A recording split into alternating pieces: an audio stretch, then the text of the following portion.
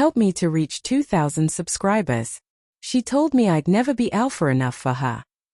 Those words sliced through the quiet like a blade. Her voice had been low, almost teasing, but her eyes, cold, assessing, made it clear she wasn't joking.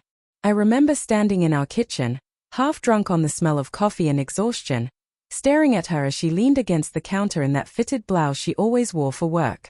Alpha enough, I repeated, forcing a laugh. What does that even mean, Clara? She shrugged, her lips curling slightly. You know, a man who takes charge. Someone who doesn't just blend into the background. You're comfortable, Daniel. Predictable. The coffee mug cracked in my hand before I realized I'd squeezed it too hard. The scalding liquid burned my skin, but I didn't flinch. She just watched me, calm, unbothered, before grabbing her purse and walking out the door. That was the morning everything shifted. At first, I thought it was just a cruel argument, the kind couples have when routine dulls the edges of love. But her tone haunted me, and when she started working late, again and again, I knew something was off. The first time she came home past midnight, I was sitting in the dark living room, the TV casting flickering shadows across her face as she entered. Her lipstick was smudged, her hair a little too messy for a late meeting. Rough day? I asked quietly. She blinked, startled, then smiled too fast. Yeah. Robert needed me to go over the quarterly reports again. His impossible. Robert. Her boss. A man she'd once called brilliant, assertive, and the kind of leader who knows what he wants. I used to think she admired him professionally. Now, I wasn't sure. The next week, I noticed a faint cologne on her dress shirt that wasn't mine. Sharp, musky, expensive. It lingered in our sheets when she lay beside me that night. I lay awake listening to her slow, steady breathing, wondering if she was dreaming of him. I tried convincing myself I was paranoid. That she was just tired. That marriage wasn't supposed to feel like constant doubt. But something inside me had already started breaking. Then came the dinner party. Robert invited us both. Clara seemed nervous, almost hesitant, but I insisted we go. I wanted to see him, to look the man in the eye and understand what kind of power he held over my wife. The night was elegant, filled with polished laughter and the soft clinking of glasses. Robert was everything she said he was, charismatic, confident, the kind of man who drew attention without trying. When he shook my hand, he smiled warmly, but his eyes lingered a second too long on Clara. And she smiled back. That familiar, intimate smile I hadn't seen in months. The realization hit like a punch. They weren't just close. They were comfortable. That night, when we got home, I asked her directly, "Are you sleeping with him?" She froze, then turned her back to me. "You're being ridiculous." "Then look at me and say no." She didn't. I watched her shoulders tremble slightly, and something inside me finally snapped. "Do you love him?" Her silence was my answer. I wanted to scream, to break something, to demand an explanation. But all I could manage was a whisper. "Why him?"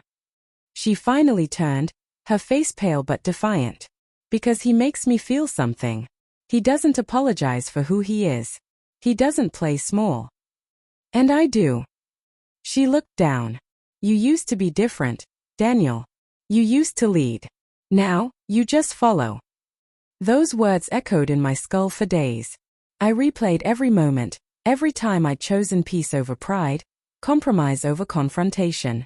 She called it weakness. I called it love. But love, it seemed, wasn't enough. I didn't confront Robert right away. Instead, I watched, observed, listened.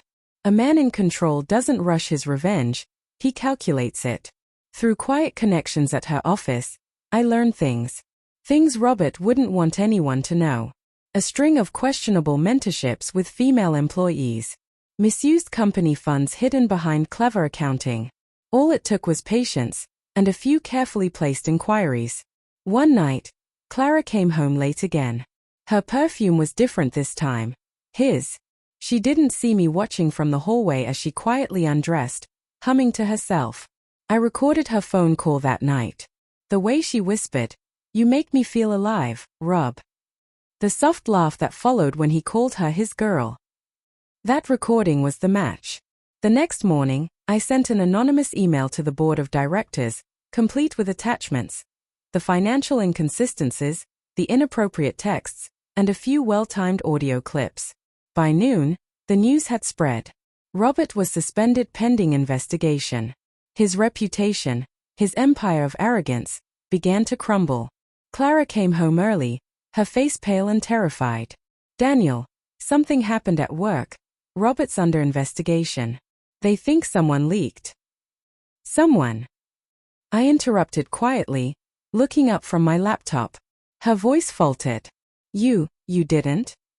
I smiled faintly. "You told me I wasn't alpha enough. I thought I'd remind you what power actually looks like." Her mouth opened, but no words came. I stood, walked past her, and stopped at the door. "Don't worry. I didn't mention your name. But he might, once they start digging." She gasped softly, her hands trembling. "Daniel, please, don't do this." I turned back to her, seeing the fear in her eyes, the same eyes that once looked at me with love. "You did this," I said quietly. "You chose him. You thought I'd just fade away. But I'm done fading." I left her standing there, surrounded by silence thick enough to drown in. Days later, I heard Robert resigned. His wife filed for divorce. His career was over. Clara tried to reach out. Texts, calls, apologies. I didn't answer. Not once. One evening, I received a final message from her. "You got what you wanted. Are you happy now?" I stared at it for a long time before replying. "No. But I'm finally free." I deleted her number, turned off my phone, and walked out into the cool night air. The world felt quiet again, eerily so. But for the first time in years, the quiet didn't feel empty. It felt like peace. Maybe I wasn't alpha enough for her. But I'd found something far more powerful. Control. And the truth that she'd never see coming. Because the next day, Robert's wife called me. She thanked me. And then she asked if I wanted to grab dinner sometime. I smiled. "Yeah," I said softly. "I think I'd like that."